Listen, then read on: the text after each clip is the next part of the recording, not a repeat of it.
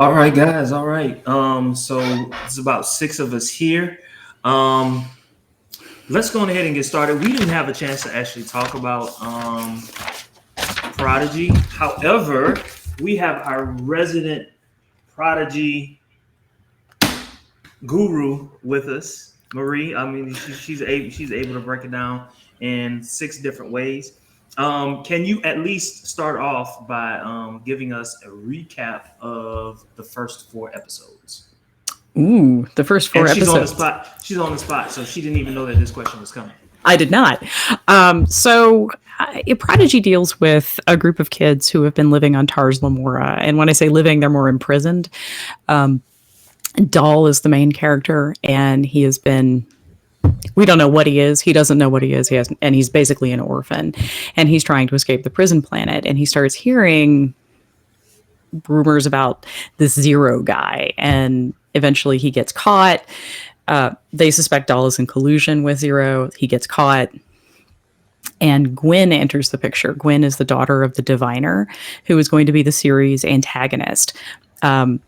She basically gives Dahl the option, like, you either go to Dreadnought, who is terrifying and a murder bot, or you help us find Fugitive Zero. And in so doing, she sends him to a very dangerous location. He meets up with a Brakarian named Rocktalk, and they're basically mining, and he's looking for information and also trying to plan an escape. And they stumble upon a Federation starship in the middle of this asteroid. They find an engineer. His name is Jankenpog. He's a Tellarite. And basically they steal the ship, kidnap Gwen, and try to escape Tars Lamora. So that's 1 and 2 right there. And then 3 is their first away mission. No. Wait.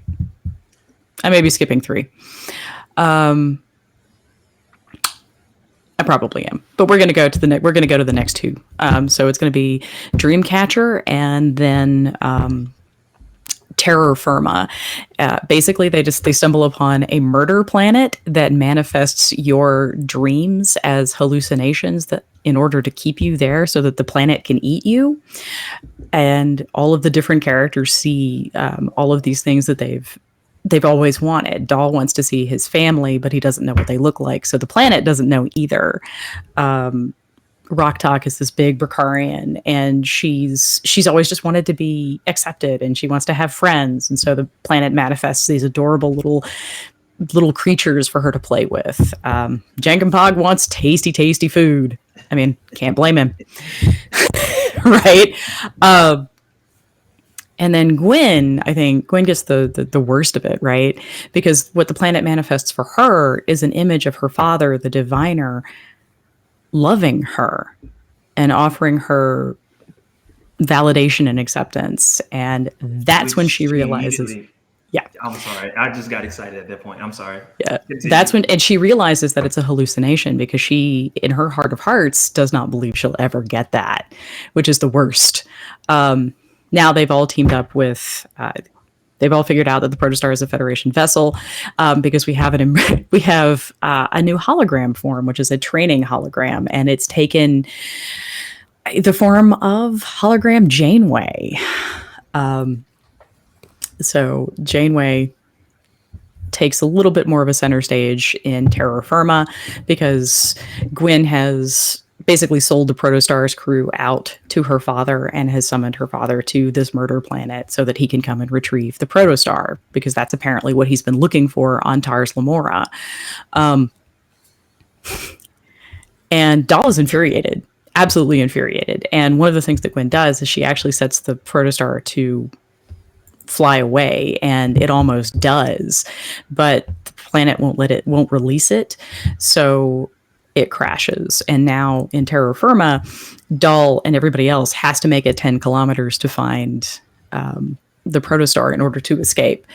And Terra Firma is all about how they do that. And ultimately, not only do they escape the planet, but they also have to escape the diviner, because in the worst moment, I think, in Star Trek thus far, the diviner looks at Gwen, who's been captured by the murder planet and is about to die, and he basically says, "Sorry, kiddo, I'm going to go for the ship," and she has to watch him do that.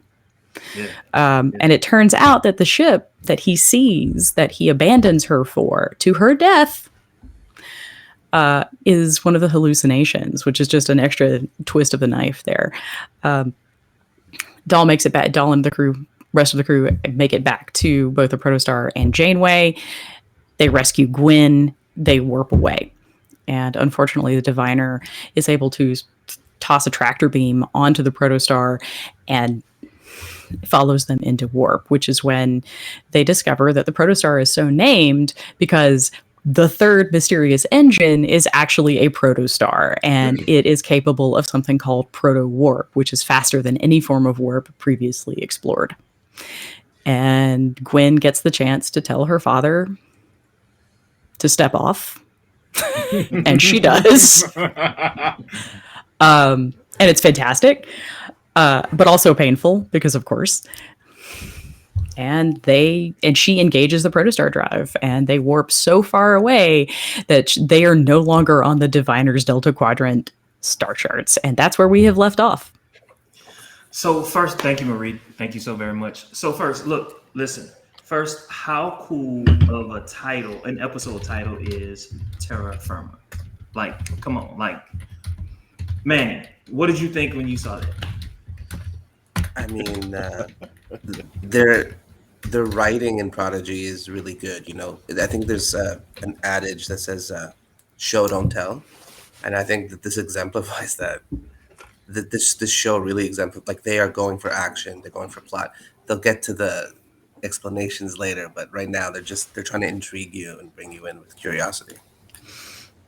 Okay, all right. So this was like something that I heard in the show. The hologram of Janeway says, "What would the real Janeway do?" She would clean house. Like, do you remember that moment? Like, yeah, when I don't know, I'm calling them tentacles. When the tentacles were all over the ship, and she was like, what would the real Janeway do? So, like, Brandon, do you remember that moment? I do. What were you thinking in that moment? Honestly, my first thing is, Janeway wouldn't clean the house. She'd, in a way, but not in that way. I don't know. I'm like, Janeway's more of a I'd see her going to town with a phaser. I mean, remember the what was it, macrocosm? The macro virus. That's what I remember Janeway for. Not let's clean. Nah. Janeway rocked a BFG on a number of occasions. Exactly. I'm like, well, that's a good comment, but also, I really want a bracelet that says WWJD for, like, what would Janeway do? Okay, all right. So as Marie said, so basically the planet is terraforming, right? So as they're moving, like, basically they're walking, they're trying to get to the ship, and then they check to see how far away they are, and they are still 10 kilometers away. Like, at that moment, like, you realize, oh my God, like, it's not even possible. What were your thoughts at that particular time?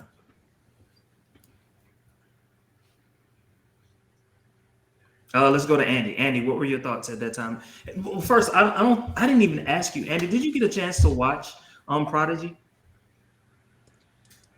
Actually, I was just going to say that I haven't had the opportunity to finish, so I'm sorry, but I can't comment. Nah, it's all right, man. That's okay. So anyway, let's move on. So, what about that moment when you see them sitting in a Klingon ship? The Klingons were there. Can you, like, the Klingons were there in the Gamma Quadrant, like, for real? Like, the Klingons were there. I mean, we got to see some Klingons in Voyager, but on that particular planet, like, that was wild to see. Does that mean that we'll see more Klingons in Prodigy? That's a really good point. I really hope so, because that would tie in a lot of the stuff that we saw in Voyager. including that Klingon, that short single episode Klingon story arc.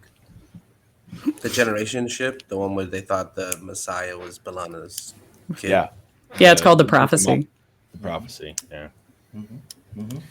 I think Well- that anytime the Klingons show up, that it's a good time. So That's when you know we're watching Star Trek, is when the Klingons show up. Oh man. Okay. Did anybody else think that Mechleth was really huge? And I It was a kind big of, class.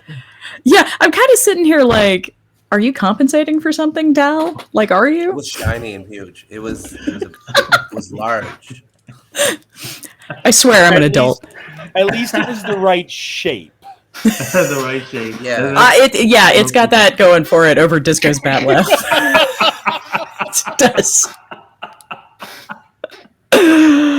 Okay, speaking of Dal, for the first time we hear him give at least slight credit to someone else when they decided to follow the stars. So in terms of character development, do we think that being on the protostar is helping to round out the edges of Dal? Manny, I see you shaking your head. I mean, they're obviously like putting together this crew, right? This ragtag crew, and trying to fit them, and so they have to have some sort of conflict and come together, kind of story arc. And I'm glad they did it very quickly, because I think we just all want to see it happen. You know, Marie, sorry. To be fair, I think they're actually playing with a couple of more interesting concepts here, because Dal is very much coded as being a Black teenager.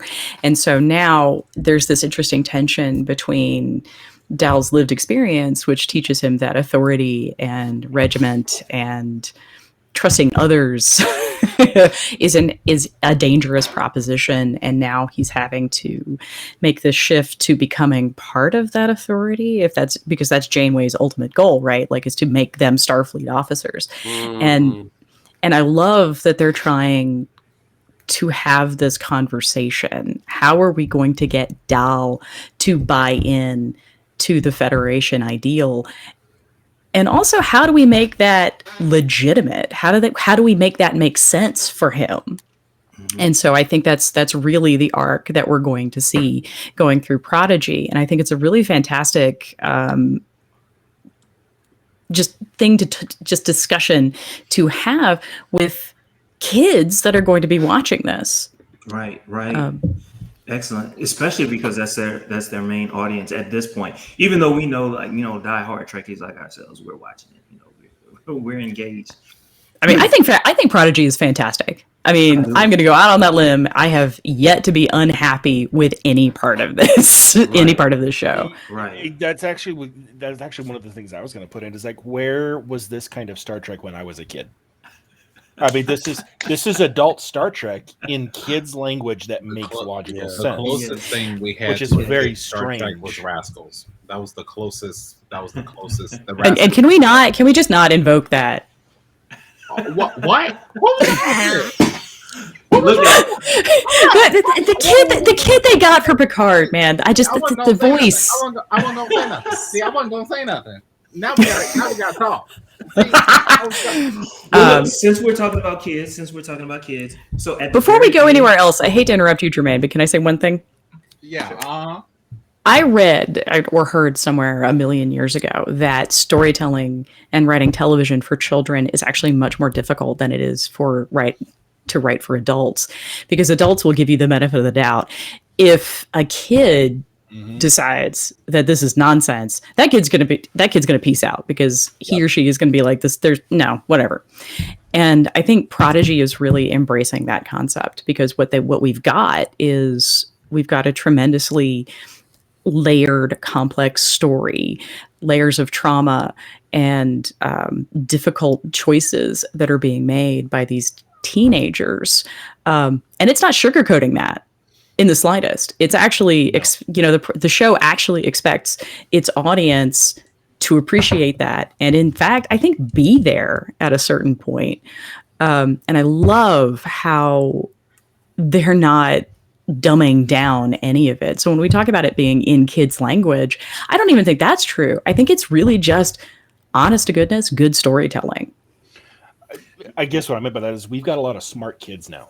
Like, you know, when I was 4 and 5 and 6 and 7 and started watching Star Trek, the shows just at that along for the time, ride. I was just along for the ride. But I was Yeah. intrigued by Star Trek because of how mental it was, and that's the funny thing. Yeah, Prodigy is meant for kids. It's on the Nickelodeon channel, but it hooked me. Right. And And so, I'm sorry. So, since we're talking about kids, and I want to wrap this up. So, at the very end, we find out that the protostar actually has. I mean, they kind of hinted about it, but it actually has a little protostar in the engine.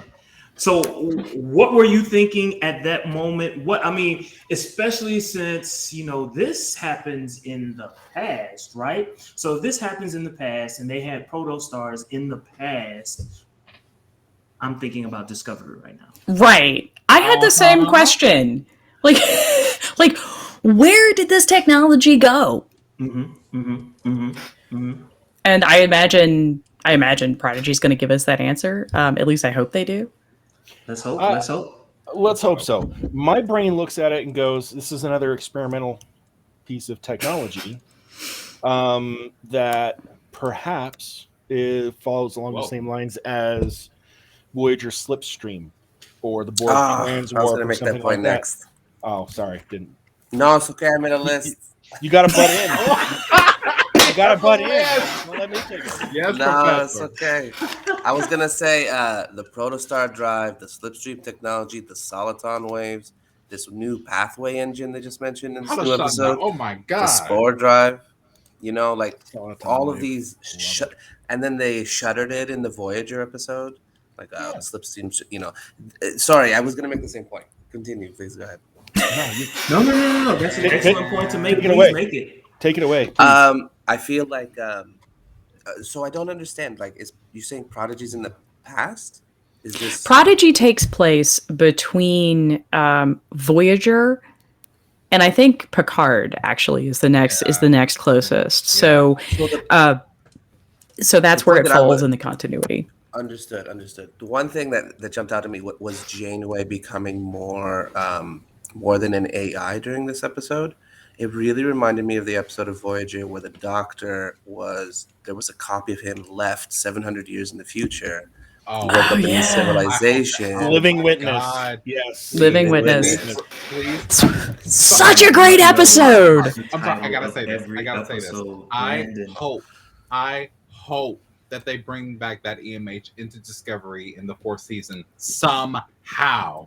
I don't care how he looks. I do not care. They can see. I don't care. But it would make sense. It would make perfect sense. Absolutely. So if they do that, I will give Discovery 5 stars. It's at a 4.5 with me right now. Like, just because the ship finally looks cool. I'm sorry. Like I'm sorry. And look. I'm gonna say this on the shut up. Y'all cannot sit here and tell me that ship at the end of season 3 wasn't the most beautiful ship you ever seen. Like, it was just beautiful. It was just. I was like, fine. I'm waiting. Like to once see it when once they it gets do its the floating Defiant. nacelles, is that what you mean? Nah, yeah, they refitted the whole ship. It was nice. I'm Now, waiting what to they see not what the new telling you- Defiant looks like.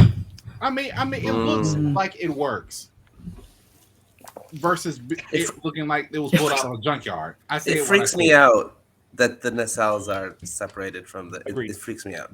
I mean, I honestly, get it, but it's honestly, freaky. Let's take it back to Voyager. Honestly, that would make sense because whenever Tom and Harry and I guess B'Elanna were trying to, break warp 10 and ended up turning into lizards. No, Can we don't just not mention talk about that Threshold? episode. No. Because one of the things that they said was, Don't well, talk if about that episode. the problem is the nacelles are attached to the ship. If we do this too fast, it's going to rip apart. Mhm. So I think they took that concept from that Mhm. and said, let's separate them. Of course, they didn't. Harry and Tom didn't have the technology to separate them, so they were thinking in 2-dimensional while we're thinking in 4-dimensional. But they separated them. Boom. So I think that was a Tom and Harry move. That's what I think. That's why I think they're separated. So to So you me, mean once they got to Earth, that was an idea that they brought to Earth, Yes. and then Yes. I hear you. So for the next Interesting. generation or class of ship, it was probably theory at the time, and then 100 years later, they actually implemented it. Gotcha. Which probably brought them to the Time Wars. I mean, it's conceivable that, detaching themselves is part of the reason why, they were able to go, I think a lot of back this and has to forward do in with the time. programmable matter. The idea of programmable matter. helps Like too. there were definitively new echelons of technology that What's happened. the I think difference between programmable matter and nanites? nanites are small robots. Yeah. Programmable matter is literally resequencing matter, electronic, like to exact specifications, in real time. It's not a whereas a robot or like a sorry, I'll let someone else wanna. So it's basically the difference between having something build your thing for you and then just telling the matter to be the thing. Is how that goes. So They're both made up. it can be the thing. It can be yes. It basically becomes the thing, and I think that was that was one of the big deals that I think the writers' room decided that they were going to do in order to establish that 3191 Discovery is in this radically new world. That with the personal transporters and all of that is just kind of basically existing to reinforce just how far Discovery is. Okay. They ain't in Kansas no more, if you will. I really appreciate that because I'm all for the new technology. I'm just trying to sort of understand it. So programmable matter is to be or not to be, and nanites are to do and not to do. I think it's like a Yeah. It's like a program. It's like a physical holodeck. Holodeck. Yes, that's a good way to think yeah, about it. Instead of photons and force fields. I wouldn't recommend eating it though. I don't really recommend eating any of the things coming in Discovery, but I mean, other than a hologram of a goldfish, but So Marie, since you bring up Discovery, let's transition it squarely into Discovery real quick. So tonight was the premiere of Discovery, right? So we've all watched Discovery. Have we all watched Discovery? Yeah. Well, maybe not. Maybe not all of us. Maybe not all of us. It's okay, Oh, no. Ozzy. It's okay. It's okay. What happened? All right. Ozzy is new. Put her on to the spot. No. That's all right. That's all right. So let's explain to everyone. Ozzy is new to Star Trek, relatively new to Star Trek. She has been binge watching like a beast. Like she's in there. She's every day. She's in it. Her favorite is DS9. I think most of our favorite is DS9. Well, by So, hands look at it, down, look at it's it, the best look at it. Trek in the world. But anyway, Hands down. It's Hands all down. right. I don't know. I don't It's know all if right. it's hands down. But It's all right. all right. So look, opening sequence of season 4, episode 1. First, I'm gonna put it out there, and I'm gonna walk back. How badass were the butterfly people? Honestly, I'm gonna tell you exactly what I thought. I'm gonna tell you. When do you not?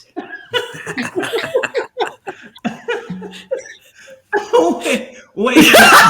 And it's water, y'all. It's water. It's 100% water. Nothing else but water. Okay, I'm gonna tell you exactly what I thought. I think it was a haha at a Star Wars moment because all I could think about was stormtroopers in these all-white suits, completely missing them every single time. And I'm looking at these, for lack of a better phrase, these white aliens that cannot aim worth crap. They cannot. They literally cannot. And I'm like, how? And like Burnham even said it. We right up on them. How are they not hit us yet? Like, and to me, I appreciate that because we ask questions like that. Like, we right here. How are you missing? And there's 4 of y'all. Well, one of y'all should have hit us. Like, so I'm thinking stormtroopers the entire time. That's all I'm thinking. Marie, what about you?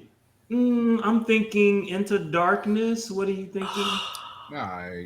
Oh, you had to bring up my favorite movie. That was a nod to that. Yeah, this whole I gotta say, most of Kobayashi Maru, which is the episode title, most of it really resonated with, I think, a lot of the themes that we saw in the opening of Into Darkness, right? With the Alshane, the butterfly people, we have a failed sort of first contact, the way we had with, you know, the whole Nibiru people at the beginning of Into Darkness. They even run off a cliff. And I have to tell you, I really love the line, "Why is there always a cliff?" But apparently that's just a thing. Yes. Yes. Right? Yes. I really loved that they were just laughing about it. And then, but I think that sort of actually sets up part of the discussion that's going to go on with throughout the rest of the episode, which is how are we going to get Michael Burnham into the big chair? How is she going to be as a captain? How is she going to learn to be a captain? Are there things she needs to know?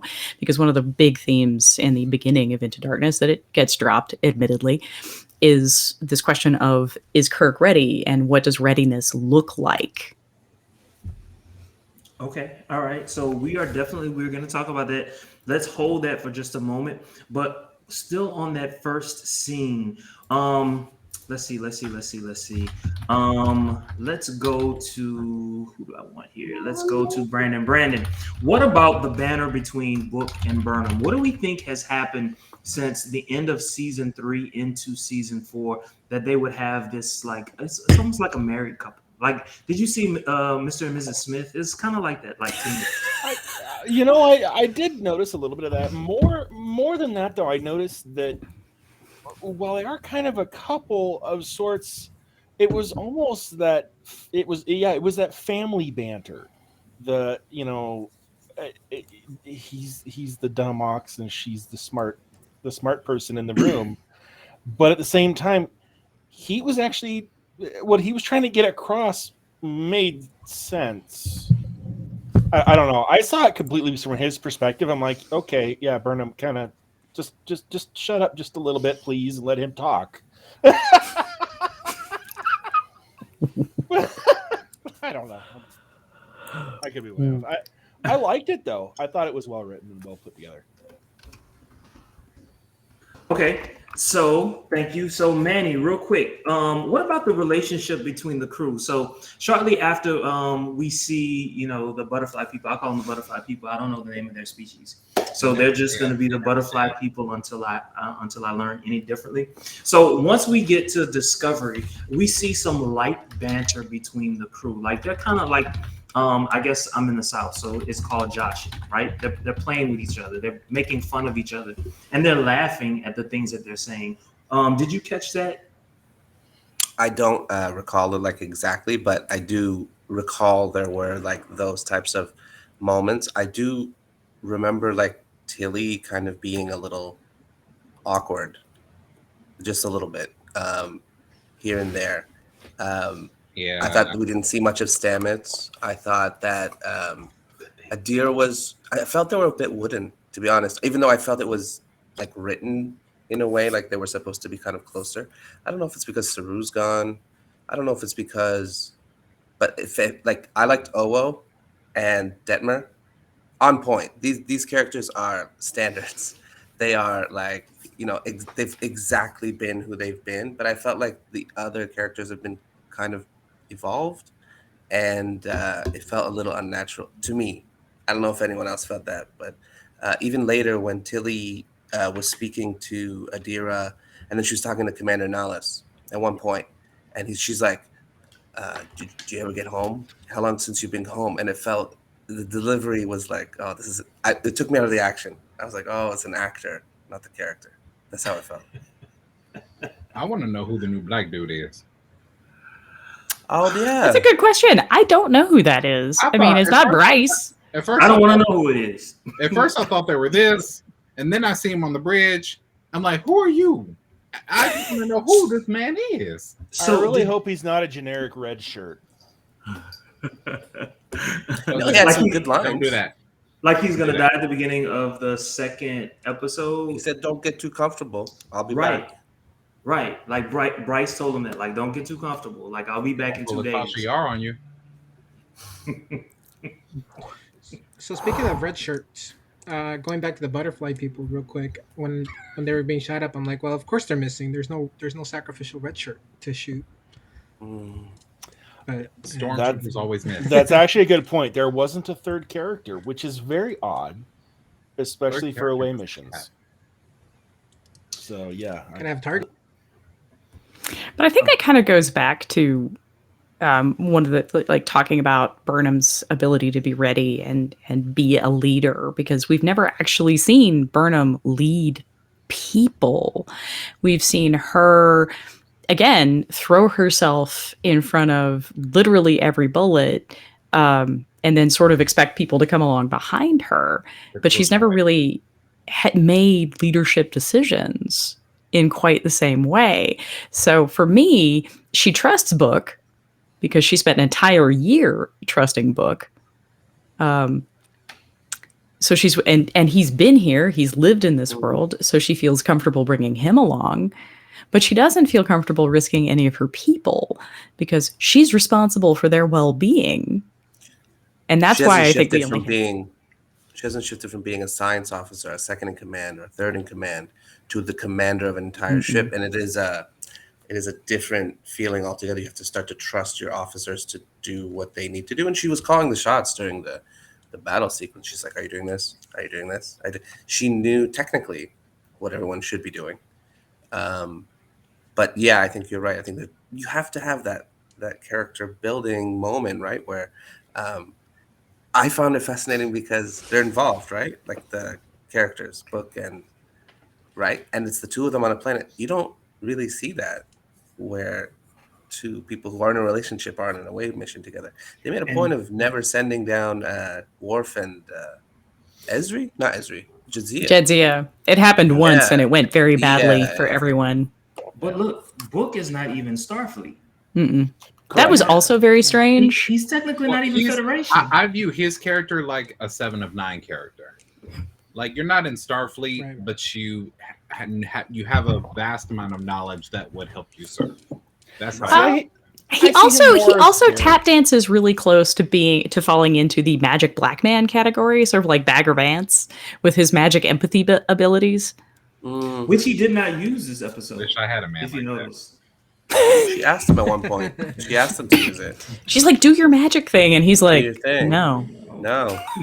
Well, so I think one of the things that's really consistent about Michael Burnham going on the away mission is that in the original series, right, we see Kirk go on all the away missions pretty much, and then when we get to Next Generation, we have that preamble with Riker and Picard talking about, are you gonna give me a hard time about going on away missions, right? And then after that, the captains very rarely go on the away missions. It's the number one and in Voyager, Chakotay, who go on away missions primarily, right? So it's consistent with a pre Kirk captain You to done be took on my those, point. Cowboys. those away missions.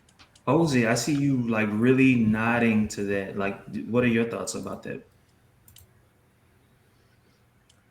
I was just I was just agreeing with him about the captains not going on away missions. That's all I was nodding. I'm kind of still lost. I'm kind of still lost with everything you guys are saying, and I'm like, okay, let me just keep paying attention. Well, have you had a chance to watch Next Generation? I know you watched DS9, but have you had a chance to watch Next Generation? Yeah, TNG. All Yeah, right, you've yeah, watched all of it. yeah. All I've right, watched and I've watched TNG, DS9, Nice. Voyager, and That's all that matters. Enterprise. okay, so Close you enough. basically you like if you watch Enterprise, even if you didn't watch the original, you have the basic gist of what we're talking about right now. Yeah. Because a lot of those away missions, Archer was there. Like, Yeah. like I remember I was like, "Ah, why are you there? Why are you there? Please don't be there." You know what I'm saying? So you've seen the evolution of Star Trek, and now Discovery. She's there on that away mission. So, like, what are your thoughts about that? Um, I think with it does make more sense with a captain not going on a away mission. Like, for me, because you want to protect the captain. The captain is almost like the ship. part of the ship and you want to protect the captain. So captains going on away missions kind of like risky. I consider Mhm. that risky.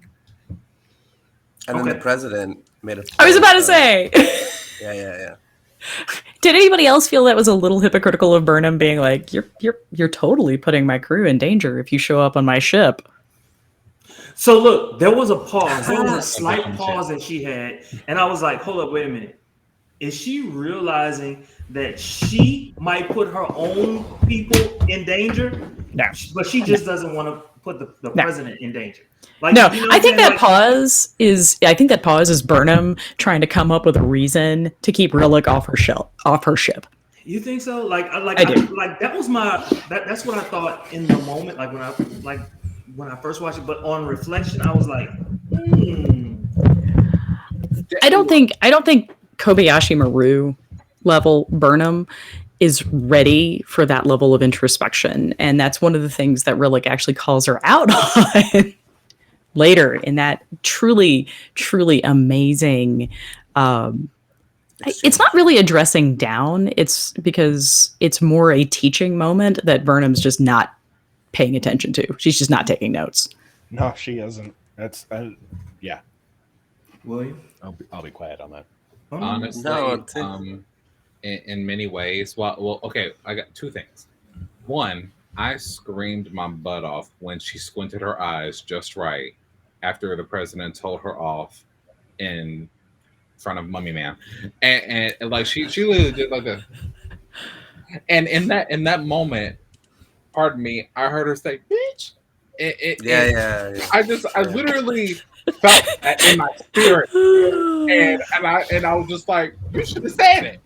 Like, No, Except you can't say that to your boss. Not the president of the federation. like, No. Burnham would be like, I'm from the country. I am older than you. Respect your elders. Okay. I literally think all of Vulcan just stood up and argued with you for calling them country. Serious. Like, seriously, but we all know that the original series was an attempt to bring cowboys into space, and they failed at that. That's what I mean when I come from with that. So, but it was just the way it was so perfect. It was so beautiful. I screamed. I was like, oh my god. She squinted her eyes, and Duke called her out like, you have that. He called her out. You got those 11s. We're gonna talk about that a little later, but let's move on to the next scene. I don't want to spend too much. I wasn't ready for that. I don't want to spend too much time on this. They brought us back to Kaminar at least 2, maybe 3 times during this episode, and so I'm thinking that it's significant. So I want to talk about it real quick. So, y'all, I mentioned it when so they were talking, they were going back and forth. Sukal had like his point. He was like, look, the burn is never going to happen again because I'm not even there. But then they turned it to Saru and they were like, Saru, what do you think? They gave him like some title or whatever. Great elder. Like then, I said, how his arms do this, whatever. But he had like a little swagger with it this time. I was like, what? Look at this dude. Like, what do you think was going on in his mind? You know what I'm saying? Like, so he had he was the first one to leave their world, right? And now all of a sudden it's, 900 years later. And so, like, what do you think was going on in his mind? Like, he's an exalted figure for them, right? So what's going on in his mind? Andy, what do you think?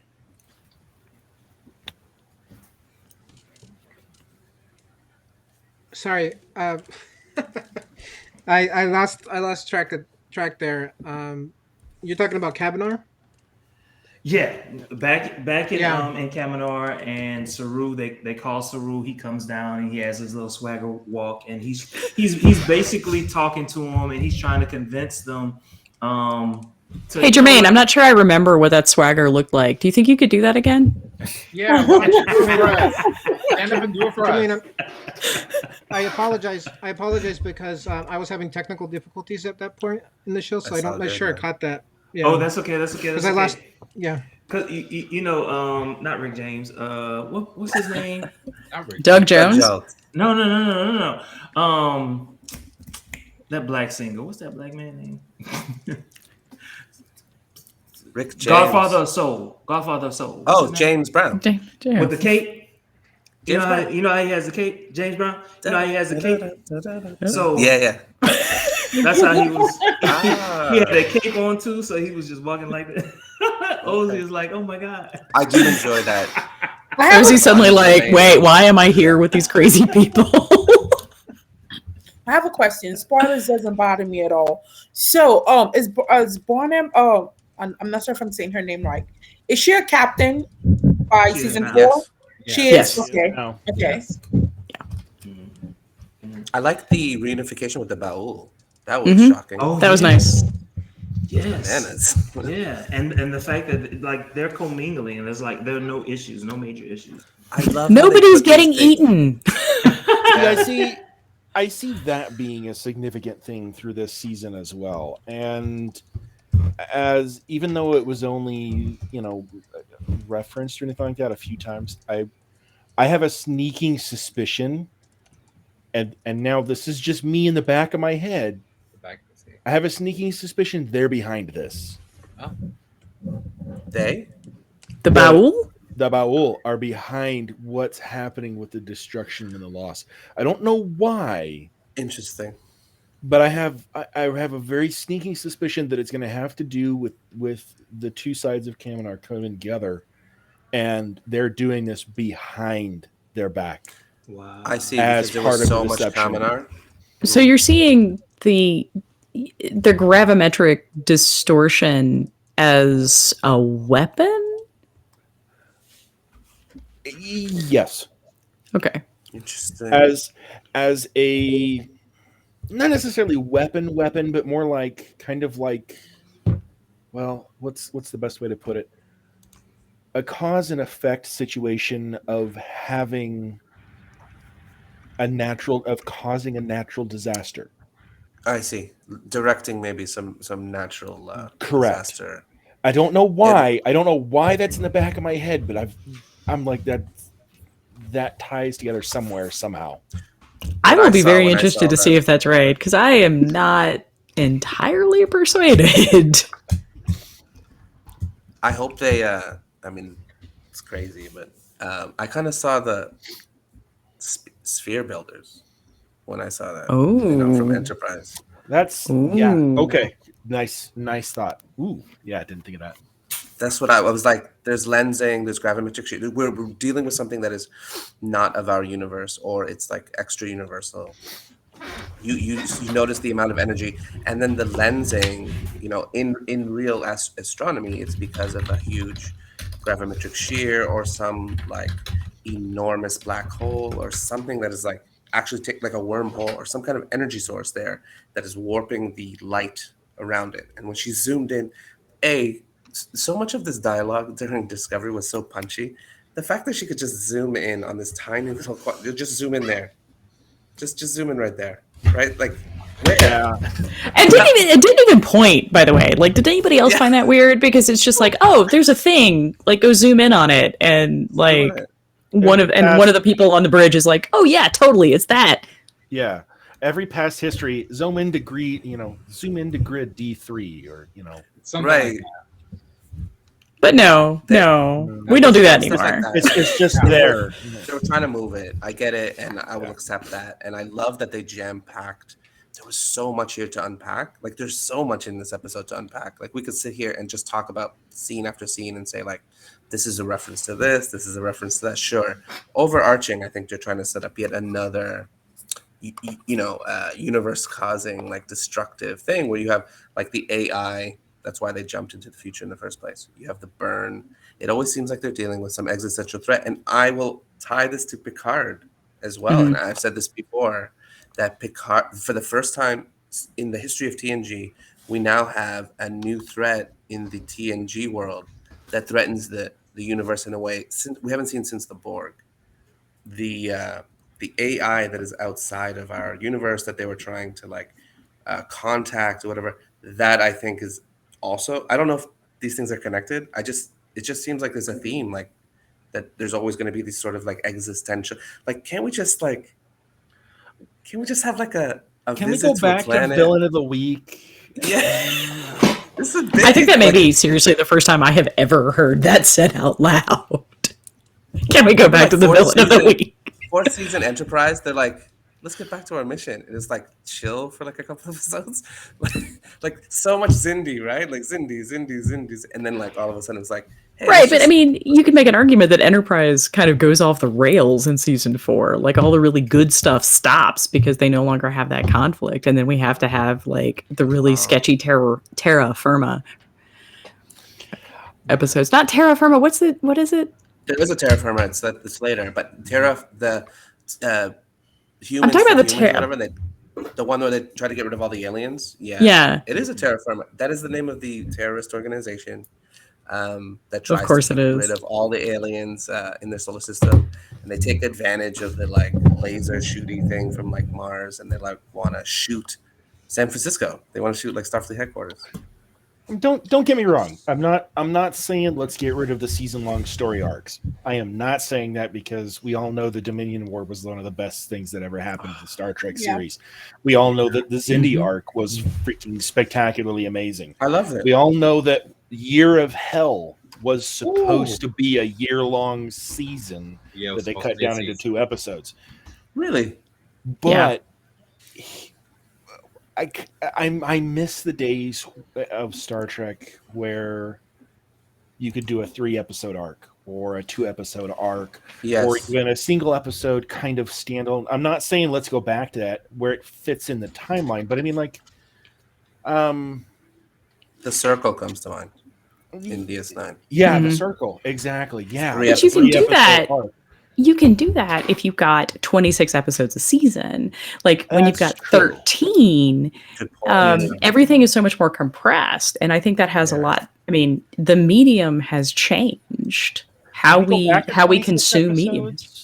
Can we go back to 26 episodes a season? I'd love that. Yeah, man.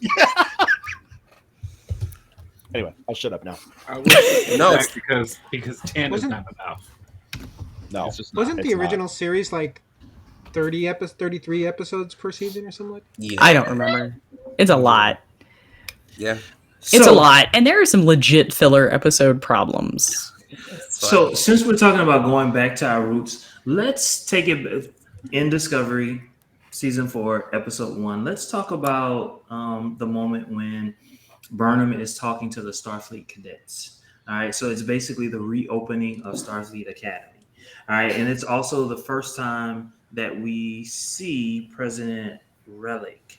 All right. And now for me, that's when I really realized, hey, number one, is she half Cardassian? I mean, yeah. And then also, like maybe later in the episode, I realized she's half Bajoran. Whoa. Well, and then the more they show her, to someone's point, the more they show her, like the ridges are not as pronounced. So perhaps there's some human in there. So for me, like as I'm thinking about it, especially I'm seeing the interplay between she and Burnham. I'm thinking, I wonder what's happening there. What might be the backstory with this particular character? William. I got you. Okay. So this actually takes me back to Enterprise. Oh, I was gonna say that. Yeah, I had to take it from you. I had to take it from you. No, do it. No, for sure. I've been quiet long enough. Have I been quiet? I love it.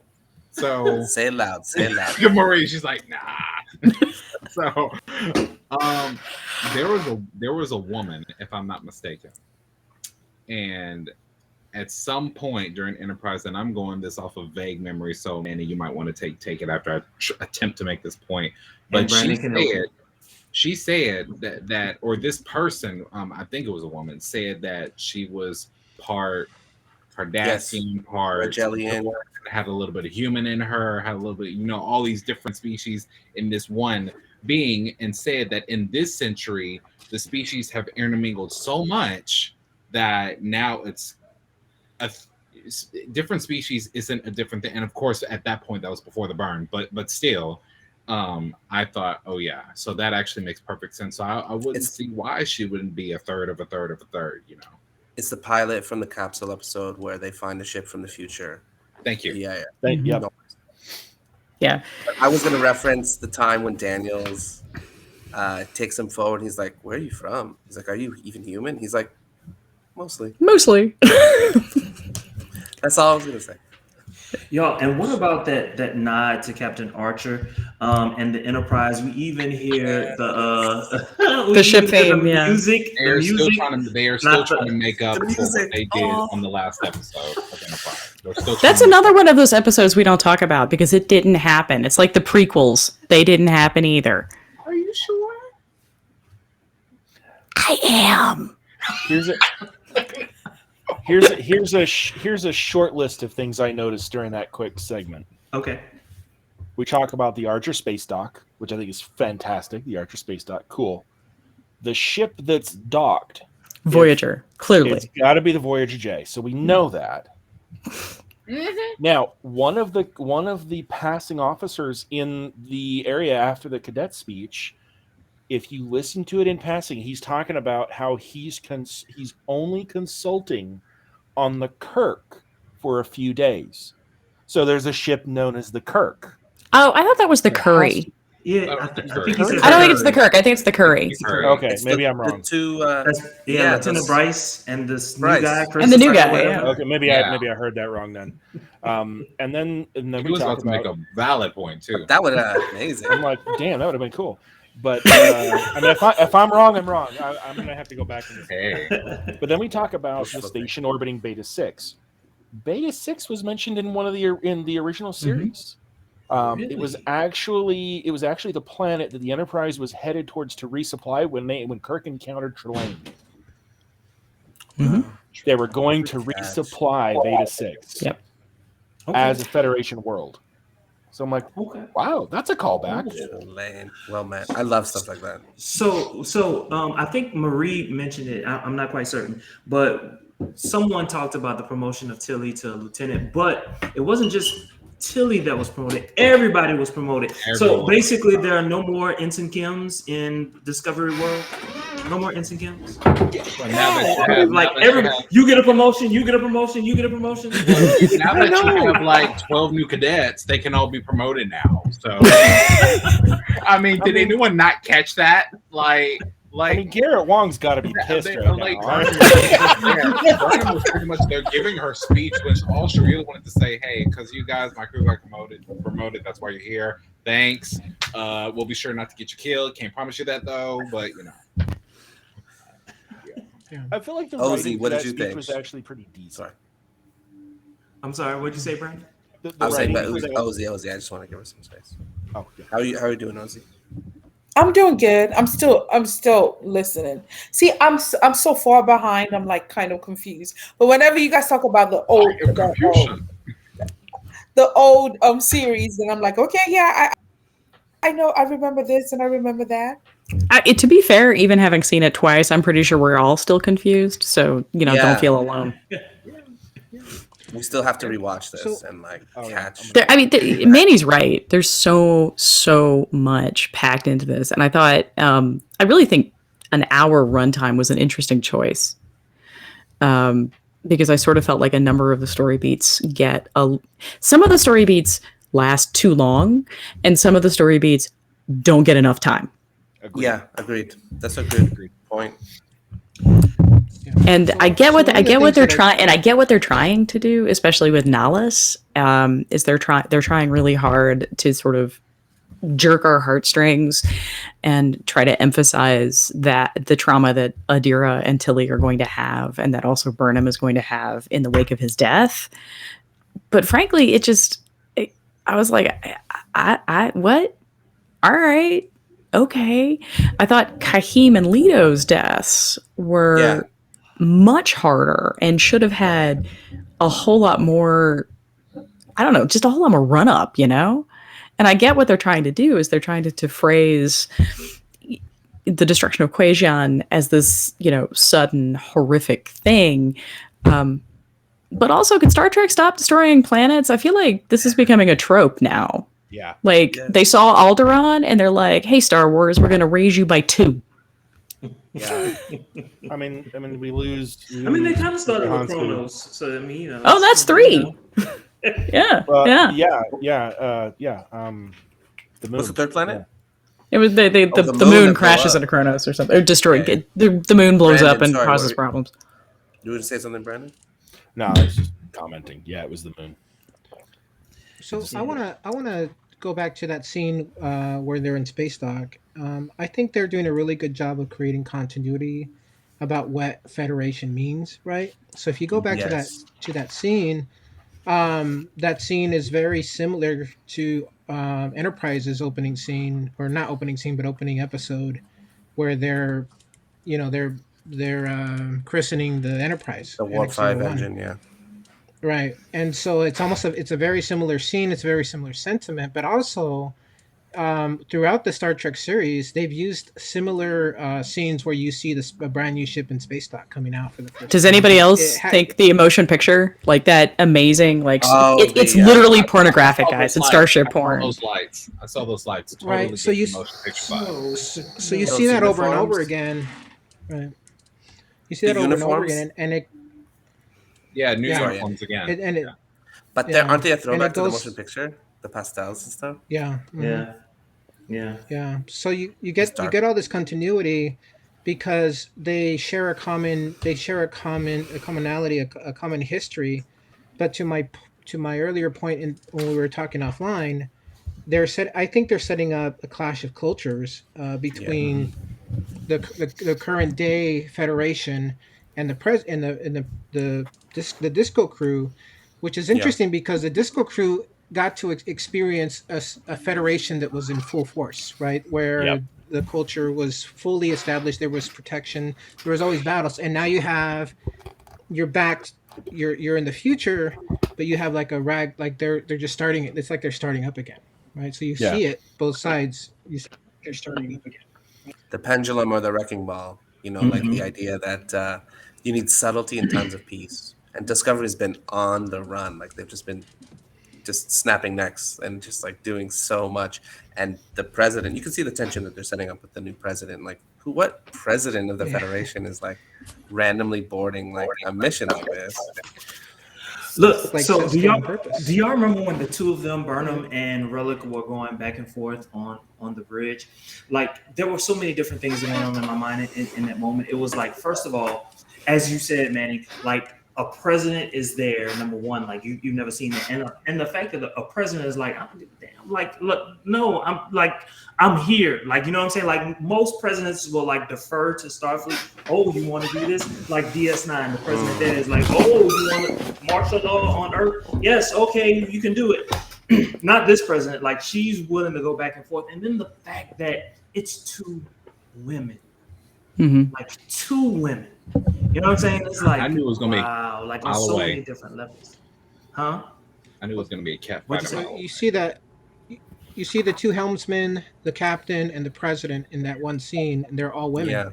It's Yes, actually a very powerful scene, and I was thinking in my mind, I was thinking in my mind back to the original series. If you were a person of color in 1966 and you saw Uhura on screen, right, which was unheard of, and now maybe somebody today, right, in 30 years, what will that scene have meant to? I think I to think a young lot of girls it is today? because Michelle Paradise is currently the main driving force behind the show, and so she's aware, and I think she's aware of what of what that looks like now.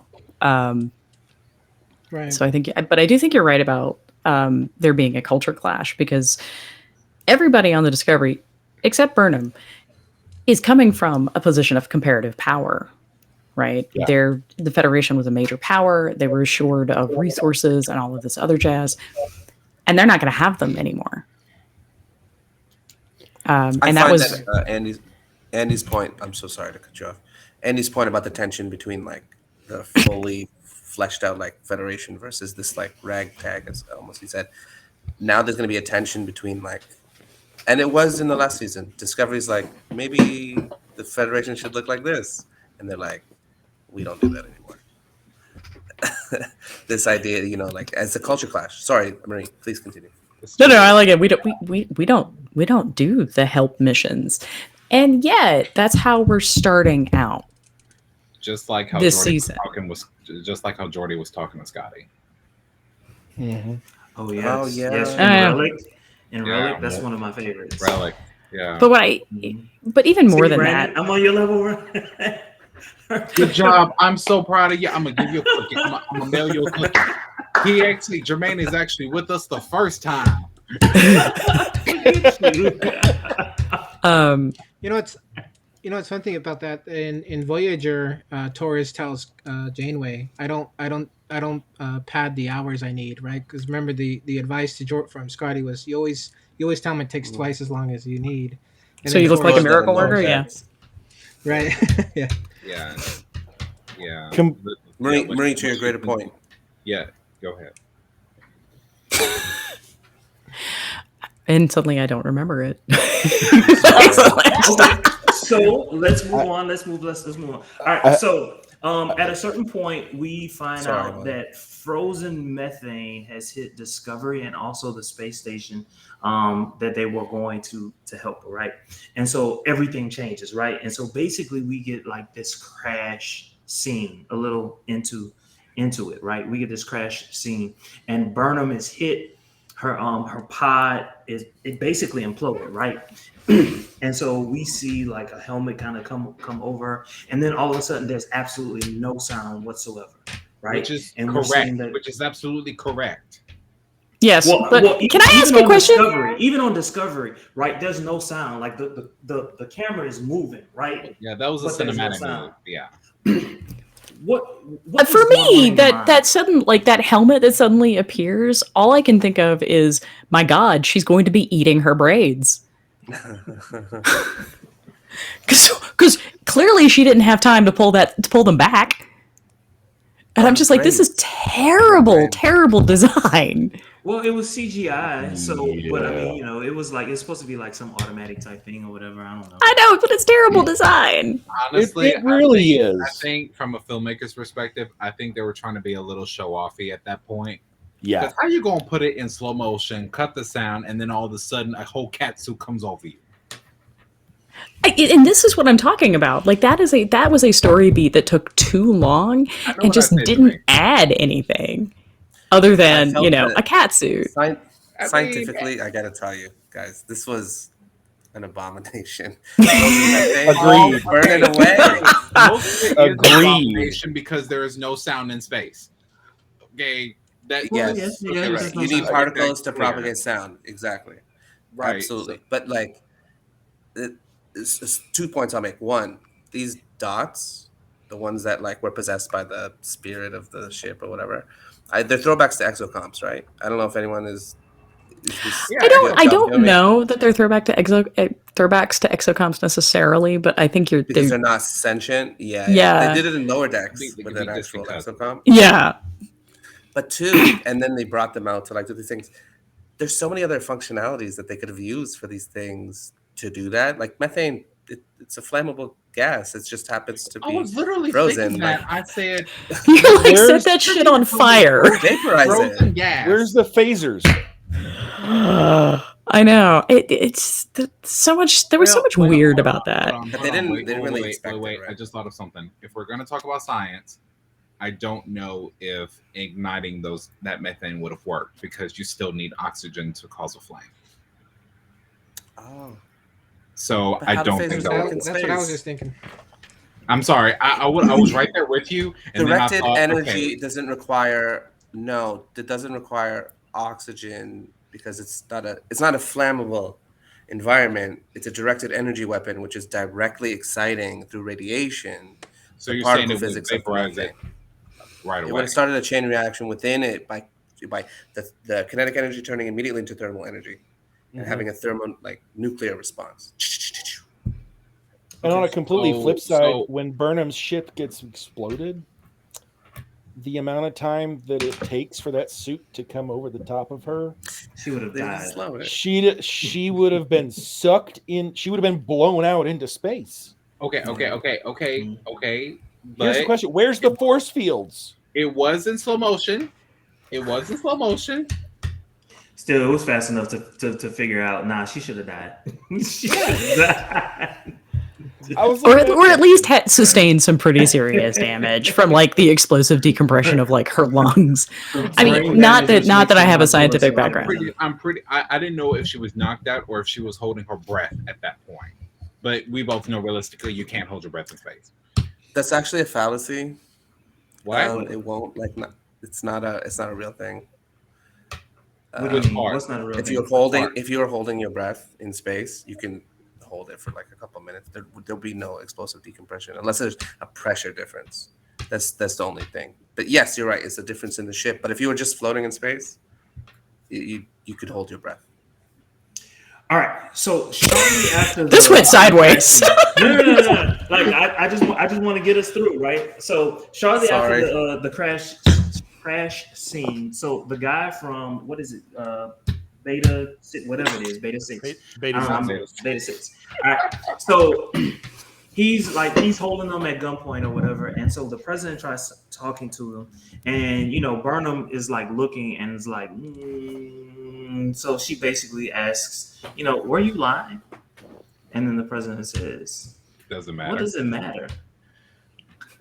Can I just I say was like- this? That was such a weird moment because I'm like, wait a minute, lady, you are She's the literally devil. hitching a ride on the She back is the of an devil. emergency Literally, vehicle, I'm telling and you, you're Burnham literally just tried to make a peace treaty with you, and you gave her a smart ass answer. I would have slapped you as soon as I got She is the devil. I'm I telling don't you, think she's I the devil. disagree, guys. I She's the disagree devil. on that one. I disagree because what Rillick is basically saying is that the result is what matters here. Right? It's the fact the fact that she's able to talk Nallus down is the part that's important. Agreed. Because one of the things she talks about, and I really love this actually, is that she talks about when she was piloting cargo ships, and y'all, we remember from last season that that's not a cakewalk, that's a dangerous proposition in a post-burn society. So if you'll forgive the metaphor, if you'll forgive the statement, Rillick has seen some shit. Yeah. Which is and Burnham's just not listening to done that. some shit. She's a Kardashian. That may also be true. That may also be true. I just want to know what she was looking up while all that was going down. That's all. But my point here is, I suspect she had a briefing about this before Burnham got called in, because that's how that works. She's the devil. I'm telling you. I don't think so. I think this is a teachable moment for Burnham, which is sometimes the objective truth here isn't what's important. Sometimes it's the result that matters, and the fact that and also you've got to meet people where they are. And this guy is panicking. He's about to do something real stupid and send them all into space. So she's got to do something. Somebody's got to do something to talk this guy down. Tilly and Adira aren't managing it. Yeah, His workers aren't doing anything, and Rillick recognizes that somebody's got to get Burnham the time to move the debris, and so she does it. Exactly. I didn't like that. She steps in where she's needed.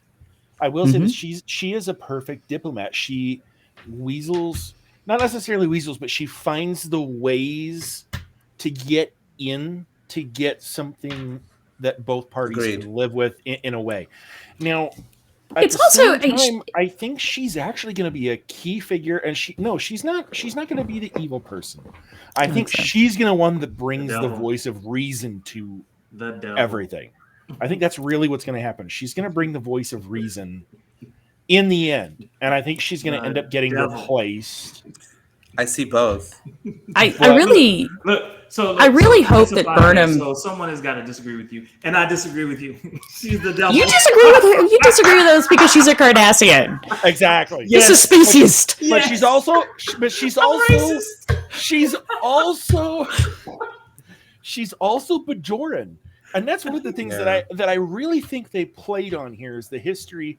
Both Cardassian females and Bajoran females are super ultra belligerent, sneaky, conniving, in your face women, which I am not going to say that's wrong.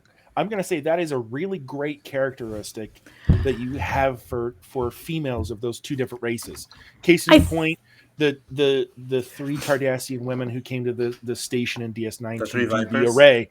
Yeah, the three Vipers, and then we've got Kira, and we've got we know what these cultures are like. and I think she's just spicy. We don't know her history. We don't know her past. We don't know True, good point. much about her other than she piloted a cargo ship. Well, we know. So the she's reality gonna father. is, we know she's going to Ozzy. live through the whole Come on, season. Ozzy. What do you think, Ozzy? Come on. Come on, What Ozzy. you got? Talk to I don't think Bajoran women are conniving. Kardashian women, yes. Okay, But okay, Bajoran yes. women You're are a just hothead. I sort of feel like that's a Yes. species trait, though. I don't really feel like that's just limited to the women. Yes, I'm Kardashians sorry. are just conniving. You're a hothead. we've got Kai Right. Wynn, okay, and she kind of takes the cake. I win Anyway, was You're right. You're right. You're right. She didn't suffer enough.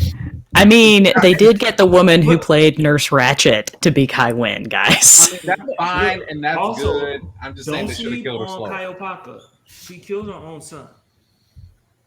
That's true. She killed her own son. I mean, it was for the greater, Who killed her own son? Yeah, Kaiopaka. Kaiopaka. No, she didn't.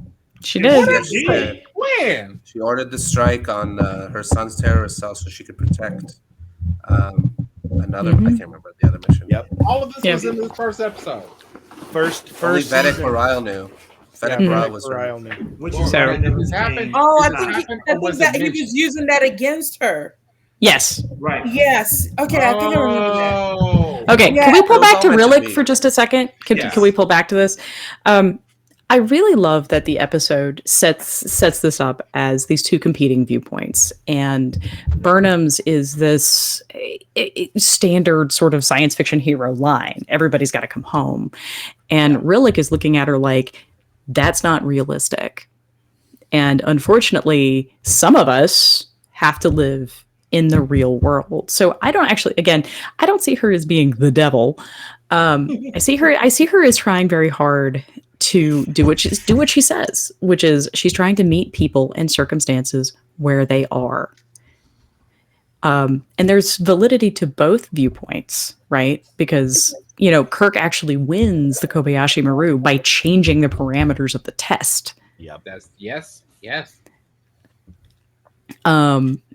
So, but Rillick, on the other hand, is like, okay, I'm going to use the parameters that I'm given, but I'm going to try to come up with the best solution that I can. And I really, really like that. And I like that.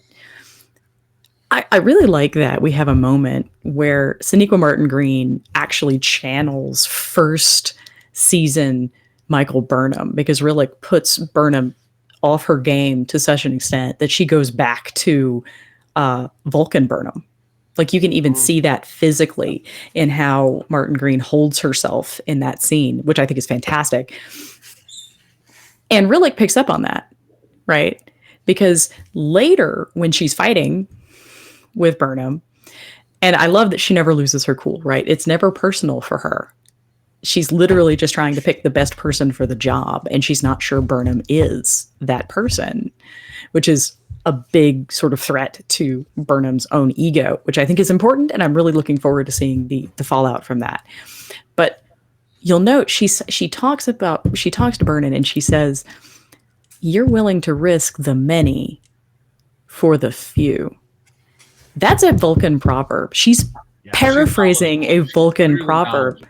She's because she's talking to the Burnham she has. Brilliant. I'm That's up such against tight that, though. writing in this. It's tight writing, and Chella Horsdal does an amazing job with delivery. Sonequa Martin Green provides just a stellar performance in that scene. There's so like, I mean, just I keep going back to what Manny said initially, which is there's so much. Play off of each other more. I want to see them play off of each other more. That's something I am really enjoying, is the way they play off of each other. The way those two characters do. It reminds me a lot of Garrick and Bashir, to be honest. The way that they go off of each other, and then later on the way Garrick goes off of Cisco. Yes. Maybe I'm seeing it wrong, but I see her more as the new Garrick, because she's bringing the sense of ambiguous. reason and the sense of reason, the sense of reality. Okay. The whole. There are many ways I would describe Garrick. I don't know the voice of reason is one of them, and I think he would be very unhappy to hear you call him the voice of reason. But I will agree with Brandon on this. Garrick is very practical. Like Exactly. this That's is more what practical. Yeah, that's more what I was saying is, You should never tell the same lie twice.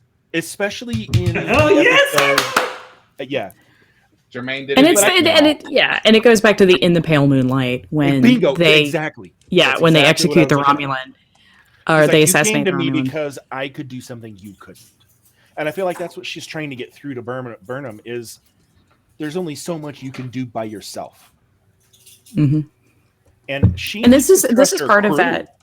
Right. This is part of that. What is it that's a good captain? And so, Yeah. like, Rillick is trying desperately to use this as a teaching moment, and Burnham's just not picking it up. No, she's not.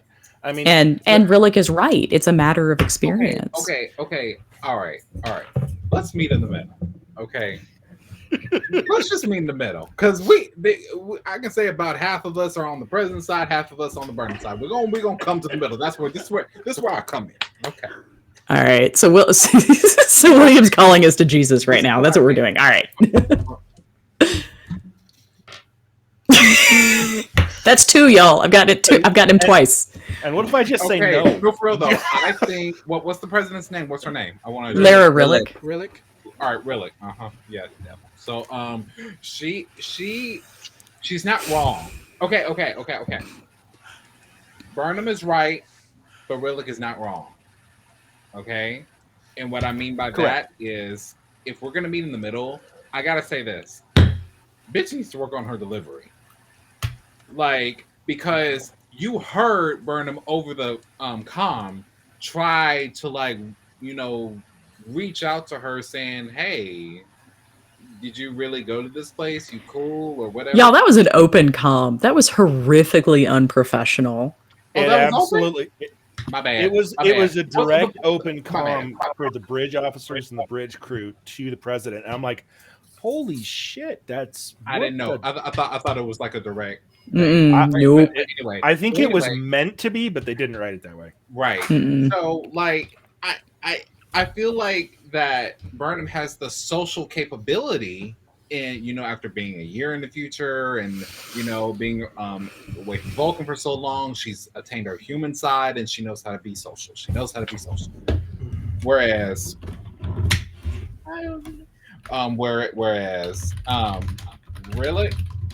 really needs to work on her delivery when it comes to private conversations. Now, as a diplomat, as a politician, she has it spot on.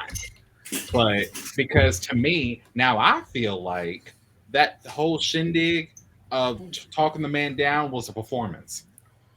And I understand he got the job done, and that's good how you are on stage, but how are you amongst your crew? How is your morale? Where's your inner Neelix at? That's what I want to know. I said it. You're not wrong. You're not wrong. I think she does need to have a little bit more tact. So is tact a Burnham problem or a Rillick problem or both? I think it's both. I don't think. See, I'm very much in the middle ground here. Burnham is not wrong in the way she views things, in the way that everybody needs to come home, in the way that, if it has to be her life on the line for her crew, she'll do it. Totally. She's not wrong in that view. Janeway move. Exactly. Very Archer, very Janeway, very, very Kirk. Now, Starfleet. It is true though. She is guilt driven, which exactly gives her an almost savior complex. She was not wrong about that, because Burnham has gone through a lot. My favorite part of the whole speech was where the president is talking to Burnham, and Burnham's like, "Well, I'm the one who's most qualified because I have the most number of hours." And this, I hate to say it, that triggered something in the back of my head. Every single job I've worked, I only have so much training. If I'm never allowed to go do something in the circumstances, I'll never get better at it. So I look at it as, okay, yeah, she might have the most experience doing EVA. She might have the most experience piloting those the worker bees. She might have the most experience clearing debris. But she's in command. This is not her job anymore. I will say that. Yeah, but back to Marie's point. It makes you qualified to be captain. You don't have to do that. I'm not saying that it's a lower job because you need the whole crew, But It's not. It's just a different one, and You that's just not the don't- She might job not she have- has. you don't She might do not have that taken it I if agree. the president was. I agree on that point because it's just like, baby, we all can see that you're doing this out of guilt and you're trying to babysit your crew. They grown and they all got promotions. Let them do their jobs. But let me ask you all a question. So, like, I actually agree with you all. She should have let someone else do it. But was that the right moment in terms of what was happening? And at the same time, you're actually basically telling a captain of a starship, you're not making a good decision. So then, ripple effect. How does that, like, what thoughts go into the minds of the people on the bridge crew? You know what I'm saying? I actually thought that was a really great way for her because she's not. This is the real realization that Burnham has when she says you're not here. You weren't here to tick a box, because Burnham picks up on the fact that she says Rillick that has after been. the fact. Yeah, that's my point. But this is like what what Rillick is doing with Burnham in that moment is poking the bear and basically seeing what this person is going to do, because Rillick has a whole agenda. Like, she can't just look at this and see, Station Beta 6, because she's treating this like it's a job interview. And Burnham fails. Yeah. And that's a horrible way to talk about it, especially when someone dies. But Rillick has to look at the picture radically differently than Burnham does. Yes, but in that moment, in an emergency, was that the right time? Manny, you were in the military. Yes, I Yeah, why was. don't you Was that tell the us? right time? I know y'all heard that. Oh, the way that I interpret it, of course, is that you have someone who is a science officer. When you take the time to become like something so good at one thing like that, you become a commander. To be a captain or even a first officer, because I love the first officer thing, you are now in charge of managing personnel rather than your own scientific discipline or whatever it is that makes you shine. So here's what I interpreted. She could not have allowed Burnham, could not have allowed anyone else to do this mission because she had to make it a success, like 100%. She didn't trust anyone else in that moment to do it. And the fact that she's arguing instead of just going to do it, like the pause that she took, she's like, "Are you arguing with me? Like, or are you those little seconds?"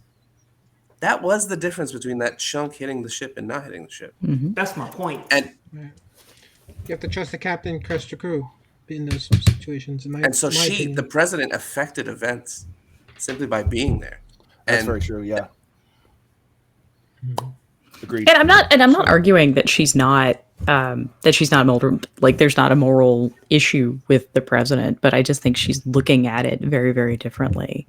And I'm not saying that's a good thing or a bad thing, but it's. I can tell you right now, I actually Jermaine agree doesn't with you, trust her with the Marie. toothpick. I actually agree with you, Marie. It's just in that moment, was that the right time to make those comments? He asked the question again. I know, and I don't like. It depends on what level you're talking. So if you're talking in terms of like making a moral distinction, like are you effing up a rescue operation? Probably not. If you're also looking at this as a job interview and you're poking Burnham to see what she's going to do in this situation, because let's face it, for Rillick, this is a comparatively low stakes situation. There are 11 people on that ship.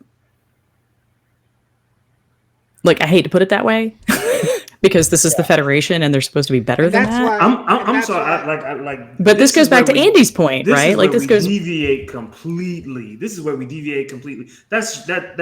I was about to say human lives, not human lives, but those are lives. Those are potential Federation lives. I am not And if- arguing. I am not arguing, but I think this goes back to and- Andy's point and- that and we're by dealing her- with two different cultures. And by her thinking about it simply as, "Oh, this is a job interview." Oh no, no.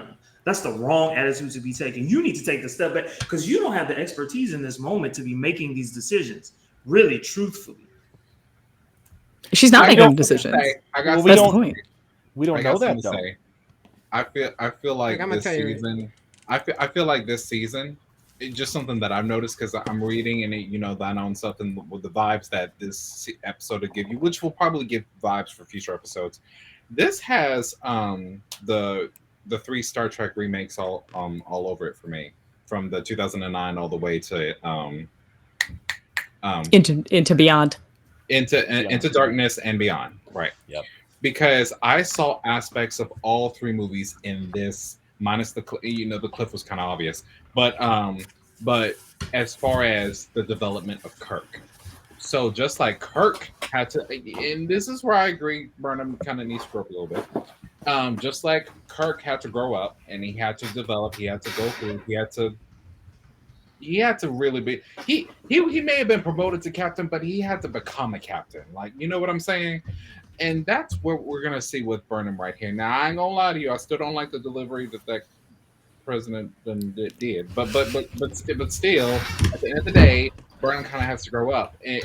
As far as like how everything is going, it's giving me all sorts of Kirk vibes. Are we gonna see the same development in Burnham that we saw in Kirk? Now, I don't know if we saw that in the Prime universe, but we definitely saw it in the Kelvin universe. So it stands to reason that Burnham might be going through the same development process as Captain. That's what I think. I think that's exactly what's happening. Like, I think that's I think that's exactly what we're looking at and we're watching. I think that's going to be Burnham's arc for the rest of the season, is figuring out, like, what is readiness? Is she ready? What are the things that she's going to be able to carry, and what are the things she's going to have to put down? And as for me, a longtime Star Trek fan, that's gonna be required for me to accept her as Captain of Discovery. To be honest, it's just me personally.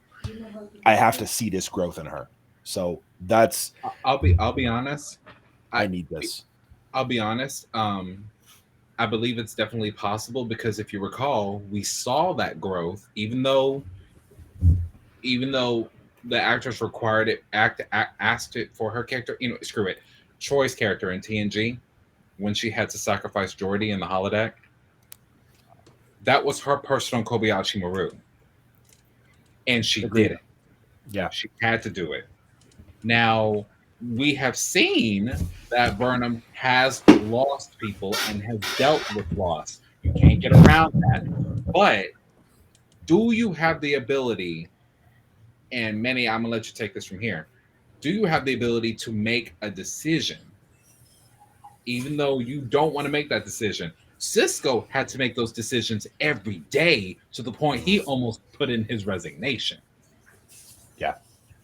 Can Burnham, even though she has done stuff, she has a resume. She wasn't lying. She did stuff. She saved the Federation, all of that and more. But you can save stuff. You can bring it to life, but can you defend it? I like Brandon. I actually throw to Brandon on this. What I'll say is the real world experience, of course, of being of an officer, is that you are trained. Like, what's unrealistic about this is that you wouldn't have like command training. That simply by your experience and your field promotion, that you would just naturally get command of a starship. They wouldn't let you out into the field without that actual training. And what?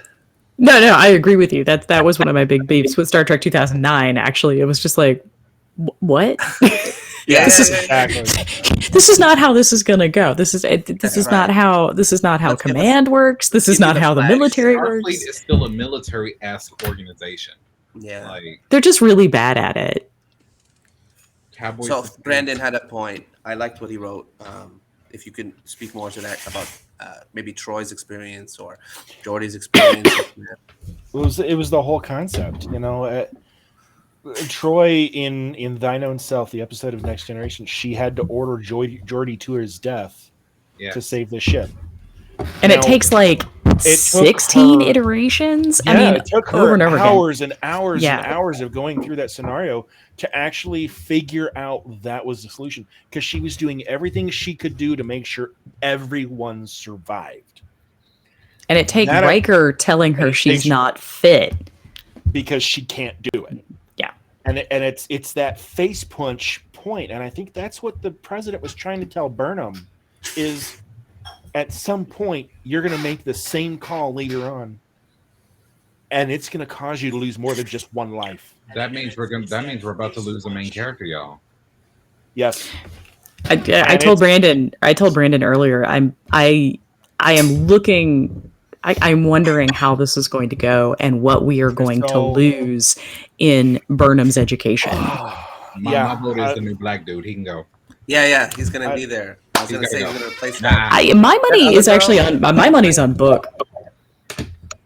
Nah, he just lost his whole planet. Don't do that to him. My money's on Saru. Also, that's my thought because of what's going on his planet, and I still think they're gonna kill that kid at some point. I don't care what y'all say. Yikes! Something. Do you mean Adira or Gray? The dude who cried. The dude who cried so hard he blew up half the galaxy. Oh, Sakal. Oh no! I feel like that at some point, mid-season finale, they're gonna kill him. I feel like they're gonna kill him. Is that going to be like the emotional bellwether for us? That would be an emotional bellwether for Saru. His death is not gonna matter compared to the main character that we know is gonna die at the end of it. If this is gonna be Burnham's life lesson. And I have a sneaking suspicion it's gonna be Saru because this is just my assumption. He's a great actor. He's done a lot of great work. But I have a sneaking suspicion that him being on a series is going to take him too much away from what he likes to do, especially just in the real world kind of scenario. I disagree. I see him leaving, but that's just I don't know. I mean, Doug Jones thus far has been extremely enthusiastic about Discovery. Saru is going to be like integral, I think, to the Federation politics. I think he's going to come back. He doesn't want to command a ship. He's also been from the past. He's going to come in and like set the record straight. There's that pot. Yeah, there's. You know what? I got one. Tilly. No. Not like Tilly. And she was supposed to be really awesome. Remember how all the cool stuff she did? And she comes in here and she can't even talk right. She was wooden. I didn't like. They can kill Stanley. Any of the Tilly scenes. I was wondering about what they did with Tilly. They didn't write her character right this season. I don't think it's okay, guys. I don't think it's a question of not writing her right. I think what's actually happening is, remember, like Manny earlier in this conversation talked about how Discovery has been on the run. Maybe Tilly is now getting to the point where she gets the opportunity. She's now starting to process that, and she's starting to process all the stuff that has happened. As a lieutenant instead of an ensign. Yeah. Right. And so now she's a lieutenant. Now she's a lieutenant. Now she's no longer in training, and so now she's got to figure out where the heck she's going.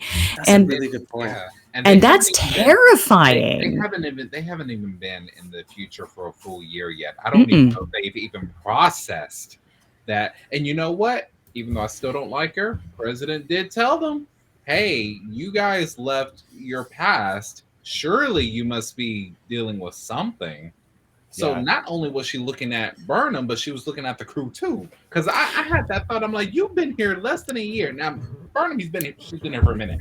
But you've been here for less than a year. You just got promoted. You saved half the galaxy, and now it's warping on itself with a bunch of stuff. How are you processing this? That goes back to mental health. Yeah, and I think this goes to Jermaine's point. I think Tilly is in the forefront of that because, in addition to everything else, you'll note that everybody else kind of pairs off. Tilly's alone. She had a friend here and there. She had Burnham. But she can't have Burnham now because Burnham's captain. They had that awkward exchange because she got pulled away, right? It's like that. But that's why I mentioned Tilly. That's why I mentioned it, because I noticed something was going on with their relationship. So what about Jet Reno? I mean, I know she's only a recurring character, but I mean, she could be someone for Tilly. We've been, the engineering section used to be like the show. Like I used to love seeing Stamets and Reno and all this stuff, and it moved totally away from that for these larger plot points. I think it'll come back to re-solidify these like steps. I think Marie made a really good point about the jarring nature of like these promotions, and I think what we're all seeing is that they're uncomfortable. That does make sense. I kind of see why Tilly was so wooden. Because remember, everybody and his dog was complaining about how Burnham cried every episode last season, and I'm like, wait a minute. Like, wait a minute. Let's think about this for a second. Burnham, she needed to cry. Yeah, exactly. She had an emotional response, and she's actually having that emotional response. And I think that's something that was healthy to see, because that's not something that Star Trek has been super great about. Like, does anybody else remember that terrible, awkward crying Jag in First Contact? when, like we have 5 seconds of Picard breaking down because his family has died, and then like red alert happens and he's just like, all right, peace, we're gonna go do this. And it was possibly the least it's one of the least believable sequences I think Patrick Stewart has ever done, and I have seen Dune. That was sad. That was You had to bring up Doom. I did. Yo, that was. I wanna no. go His back to a performance point. in it, I think, was bad. Like it was like this is. Yeah, no, it's terrible, and it's just like I mean, seriously, like Troy comes in, sits him down, and it's like like your brother and his son have died, and then he's just like, it's just like what? Yeah. It's They just were like this trying to- whiplash. They were trying to create another Kirk situation with that. That's what they were trying to do. Because I say and what I mean by that is Kirk's. Well, for lack of a better phrase, Kirk's motive for the rest of the TOS films was the death of his son. Andy. Oh, I thought you were going back to Operation Annihilate when he loses his No. brother and his brother's wife. He had a brother. Oh, okay. Anyway, Andy, did you have a point? I did. I don't want to break up the sequence of this, but I want to go back to a point where we were talking about Rillick when she goes to talk, and she says the many needs for the important the needs of the many versus the one. That was an interesting point because she's raised as a Vulcan, right? But now she's a Starfleet captain, and we know that in the Starfleet culture isn't necessarily 100% prescribed to the Vulcan culture, right? True. We've never seen a Vulcan in sitting in the captain's chair, where a Vulcan wants to do everything that's logical, but what Starfleet training and what Starfleet captains do often has to break away from that in order to be able to be effective as a Starfleet captain. And that's all I wanted to bring up, was that there was an interesting point there, because what is Burnham dealing with, right? Because she's fighting constantly against her own upbringing. Yep. I think Marie I mean, are we talking about Sarek's A+ parenting? Come on now. I mean, come on. relative to who, though? Yeah, exactly. I mean, for a Relative Vulcan, to I'm what, certain right? he was very liberal for a Vulcan. Yeah, But, Yeah, but he manages to screw up not 1, not 2, but 3 children. that needs a miniseries all by itself. Oh, but hold up, like all kids would say that their parents screwed them up. Like, you know what I'm saying? Yeah, but no, Sarek has demonstrably done that. I'm not gonna lie to you. But again, compared to who? Right? We're looking at one family, right? It might be the same across all Vulcan parents, right? Like, we don't know that, right? So, well, we know Well, that think about we know that T'Pol's T'Pol's mom. parents. Yes. Yeah, her mom didn't She was just raise overbearing. her weird. She was just overbearing, but she didn't. T'Pol was on the right path until she met Archer. She was a and then secret that kinda got renegade. We didn't screwed know that. herself over. It either screwed them up or like fixed their civilization. I mean, And then we talk about, if you want to talk about Vulcans, let's go to Tuvok, who was the only what I consider modern purebred Vulcan that we have to reference. And even Tim Russ, as an actor, opens up and says, yeah, he goes, I tried to play off of the Vulcan side of what I witnessed Nimoy play as Spock. Yeah. Which, when you take that into account, you have to understand, Tuvok was a parent. Mhm. He had parents. Yeah. He comes from a stable lineage of Vulcan family. and he's pretty So- stable. And boy, is he stable. Even though he left Starfleet and came back, and Yeah. And he realized that his parents steered him the right direction, which is why he came back to Starfleet. So I think you're right, though. William, I agree with you 100%, because Burnham is not only fighting her upbringing on Vulcan, she's also conflicting with Starfleet protocol. But we're also talking about Starfleet protocol from the 2200s. And now we have Starfleet protocol from the 3100s, which is totally different. And I gotta tell you, I don't think Burnham cares. I really don't. I think Burnham is basically going to look at that protocol from the 3190s and say, "Yeah, right."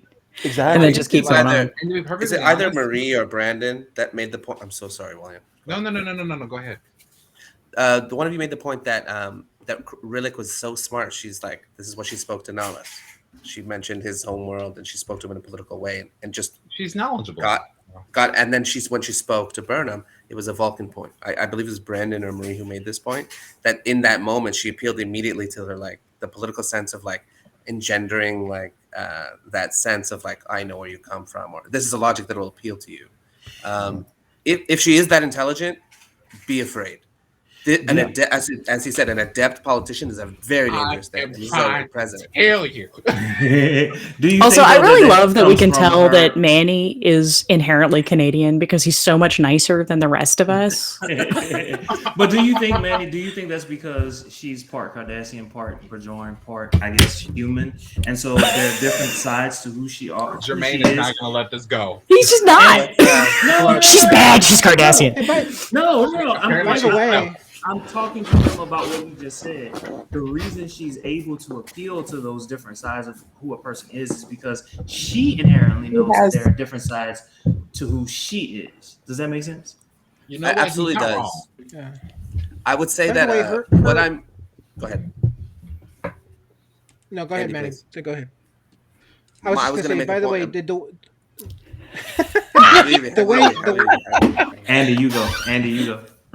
okay? By the way, so the way that Rillick was interjecting and making questions, it.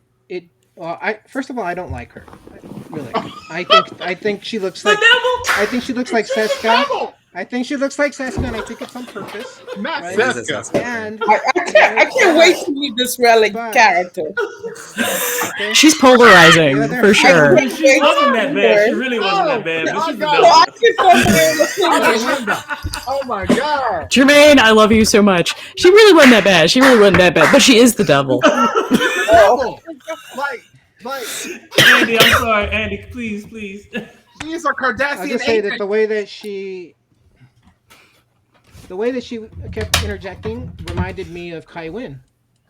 Right? Yeah, how you gonna Remember the way Kai Wynn would Life and Death situation. question. Yes. I Good I point. saw a lot of similarities with the Never-Ending Saga. And Garrick brings up the great Cardassian. Oh, the never-ending sacrifice. Thank you. That's what it is. Never ending sacrifice. Never-Ending Sacrifice. You know the Cardassian. What happened? Did I miss something? I just told Jermaine that he needs to label him like because he has these labels that pop up, right? And he needs to label himself O'Brien because like in a minute, like Jermaine's literally just gonna drop a bloody Cardies. Bloody spoonheads. Oh, we're adults. We're I'm Trekkies. sorry. Come on, Andy. I'm sorry. We're sorry, Andy. Come on. I am so sorry that O'Brien thing got. No. Andy has brilliant points, and we need to observe those brilliant points. Has brilliant points. Yeah. We're quiet now.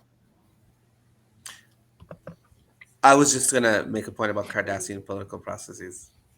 Go for it. The way that they describe them, the state of like Cardassia and stuff like that. I think that she was just being. I didn't see the Kai Wynn thing. I get that. Bajoran women are direct. That's part of their culture. But in Cardassian culture, the state comes first, and I think that came through the argument over like you have to cut your losses. Ooh. Ducat was like that. Ducat said it flat out. It's been working for the last 5,000 years. This is a Cardassian political thinking. Like this is actually like how they like engage. So if you're actually thinking about the conflict, their political conflicts are the same way. She was negotiating as brilliant and as adept as she was.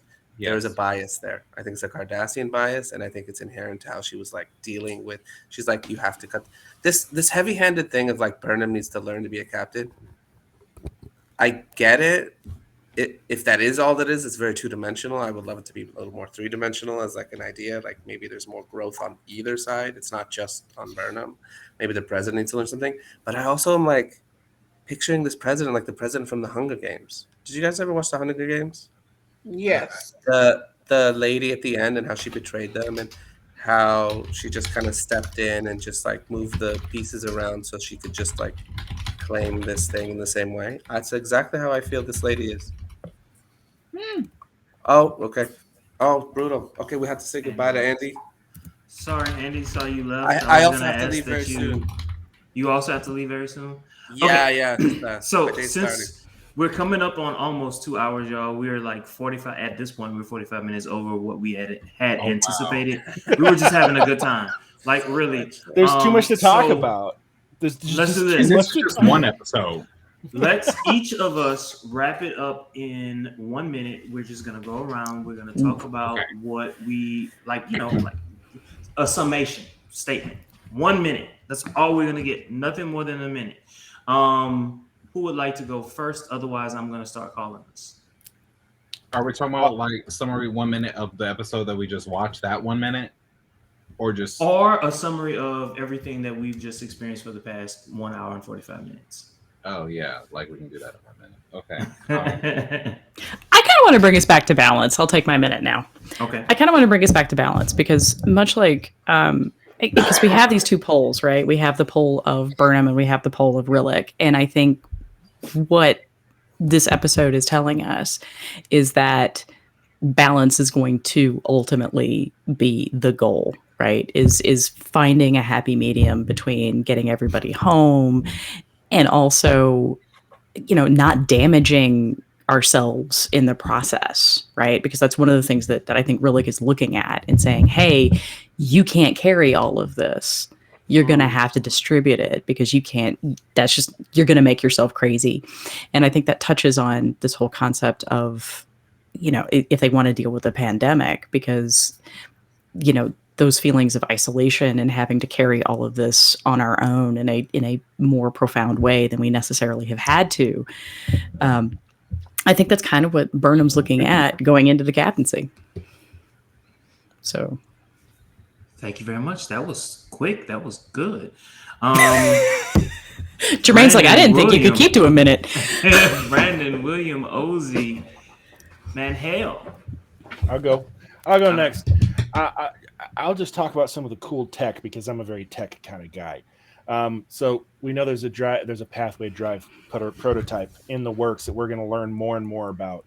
We have the Spore Drive Generation 2 that we're looking forward to. We've got obviously a reference to the Voyager J and the new space dock where ships are going to be upgraded and advanced. We're talking about a new type of encounter where these frozen methane things are coming out of nowhere and hitting multiple events, and a planet is destroyed and there's loss of life. This is a new technology or a new encounter that we haven't seen yet, and we're going to have new tech to counter it. I think this is going to be a new generation of Star Trek that comes out that has another way of leaping into the future, of seeing what the future technology is going to hold for both Starfleet, the Federation, and the people of the Milky Way. Can I go next? Yes, Sorry, sir. I need to wrap it up. That's both amazing. I think that I'm not done thinking about this. I have to go rewatch them. I rewatch Prodigy and really let the new Trek kind of like soak in and stuff like that. Of course, we have all these references to all these amazing like Star Trek episodes. I think we are just like we saw Enterprise. We saw like a slice of the Star Trek universe we had never seen before. We're so far in the distant future that anything could happen. It's such an opportunity to like introduce all new kind of like alien species. I like that they did hybrids. They haven't really addressed any of the time stuff. The more throwbacks that they throw in there to those old series, it's great. Lower Decks is kind of doing a similar thing, and it's a nice fan service. But what I'll say is that the overarching existential threat is managing all of these treks together. And I think that what you're going to see is how their relationships change, and then you're going to zoom right out to like these huge existential threats that like threaten, and so the Federation will become even more important. Before it was like this Orion Syndicate spinoff or whatever in the last season, but this season I think you're going to find that like people will have to pull together in unexpected ways. Like Saru, bring him out. You're gonna see like maybe some new people pop up or whatever, kind of like how you had Scotty pop up in that one episode of TNG. Like, oh my goodness, this is a Jack in the Box. I think you're gonna see stuff like that where they come together and gel together as Discovery. We haven't seen any other ships in this fleet. Where are the rest of Starfleet? You know, like we saw some of their like ensigns, but we haven't really seen their interaction with the other captains and president. President of what? They have nothing. They're still figuring it out. So I think we're gonna get the legs going on the Federation, and I think also there's like a dark side to the Federation. There's a touch there. I think that there's a kernel of like suspicion. So I think they have to quash that. All right, peace out. I See gotta you, go. Manny. Thank you for having us. Yeah. Oh, thank you for being with us. Ozzy, what do you got, Ozzy? What do you got? You listen to us go on and on. Two things. Lyric is part Kardashian, and that's not sitting right with you. That's one of the things that I get. And then another thing like I'm interested in seeing is how Burnham becomes captain before Shuri. Because Shuri is number 2 right now, where I am at. So I'm like, okay, so how did this happen? That's a thought going on in my head right now. Okay. All right. William. Okay. Stop. So I wish I had a timer right now. Okay. So when I watched it, and I'm gonna be talking about the episode itself, I almost cried to tears when I saw the and I knew what was gonna happen, but I didn't want to accept it. And I think we all did. When I looked at that, I felt the same reaction that I felt when Beta Z was taken over by the Dominion. That hurt me to the core. And because that's like one of those planets you don't touch. I don't give it. You like take Ryza if you want. I don't care, but you do not touch. Not Ryza. No. Leave Ryza alone. I want everybody to recognize that there's so many dirty jokes that I could make right here that I'm not. So Thank you. I'm showing personal growth. I will agree. There is room for growth for Burnham's character as a captain. She is a great first officer. She is a great science officer. She will be there when you need her. She has filled those qualifications, and now we're in season 4. She gets picked number 4. You know what I'm saying? So I don't know if y'all made that connection or not. Yeah. So notice that I won't say each season was a different rank, but each season was a different position. That's true. And now she's a captain, so she gets picked number 4. And the reason why there's only one reason, even though I do not like that woman, there's only one reason why Queen Bitch is right. It's because the episode in Voyager where 7 did everything right and it still didn't work. That's a life lesson in of itself. You can do everything. You can even do Here's the thing. You can do everything by the book. You don't even have to have that cowboy space Kirk mentality. You don't even have to have that. You can do everything by the book. And in many ways, the Borg are more efficient than Starfleet. That's all. So that being said, I don't believe Burnham has really crossed that yet. So I'm looking forward to see that in her character development. Thank you, William. Thank you. And so for me, I just want to say this real quick before we like officially wrap up. So what I noticed throughout this one episode, even though they rarely ever talk about Deep Space Nine, in small, very, very, very small ways, they do bring up themes or elements from Deep Space Nine and all throughout Discovery. We saw it in different ways. During this particular episode, even when I saw Morn, I was like, "Oh my God, there's Morn!" You know what I'm saying? You don't even know what species he is. He's just Morn. He's a Myronite. Okay. Morn? Okay. Yeah, he's cool. He's an M&M. Okay, cool. Morn is Illyrian. No, you're right. He's Illyrian. Oh my God, yeah, I got that so wrong. Okay. Wow. Wait, Illyrian. Epic Like, fail. what? Epic What's fail. Illyrian? And so my I'm sorry, I'm point sorry, I'm is sorry. is Go that ahead. even though we tend to believe that Deep Space Nine doesn't have its same footing, its same place in the Star Trek universe, it really does. I think at this point they're really just trying to figure out how to bring it in. In a lot of ways, Deep Space Nine was very stationary, duh. And so it's like, how do we bring it in? And so let's just continue to look forward. Let's be happy when we see it. When we see it, but since all of us have kind of wrapped up, we want to thank you all for joining us. It has been an hour and 55 minutes. We hope that you have enjoyed yourselves. I know that I have. Have you all enjoyed yourselves? Oh Absolutely. yeah. Yes. Too much. So it has been a delight to have you take this trek with us. Have a good evening. And anybody that watches this afterwards, enjoy. Yes.